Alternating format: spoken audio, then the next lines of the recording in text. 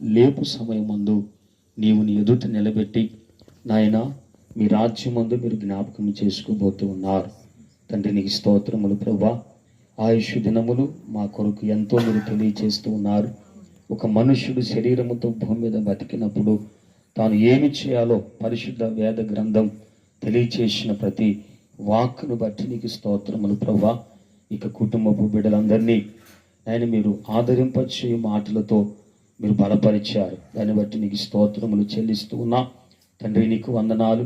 ఆ యొక్క పరిస్థితులు ప్రతి మానవునికి కూడా అవి ఉండును. ఎందుకంటే జన్మించిన ప్రతి ఒక్కడు కంపల్సరిగా మంటికి చేర్చబడవలసినటువంటి వాడే.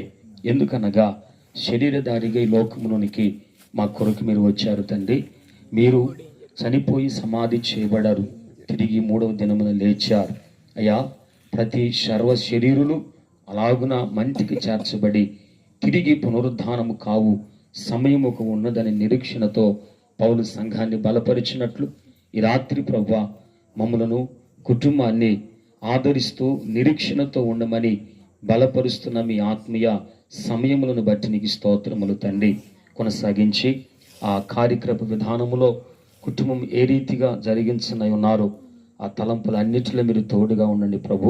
తండ్రి, విడిచి వెళ్ళినటువంటి కుటుంబం బిడ్డలను తండ్రి నీ ఆదరింపచేయు మాటలతో మీరు బలపరచండి. ఈ సమయం తండ్రి చేరి ఉన్న మేము కొంత సమయం వరకే వారిని ఆదరించగలుగుతాం.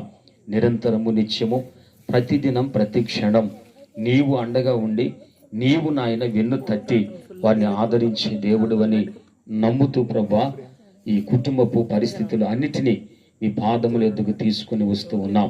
సహాయం చేసి మీరు నడిపించండి.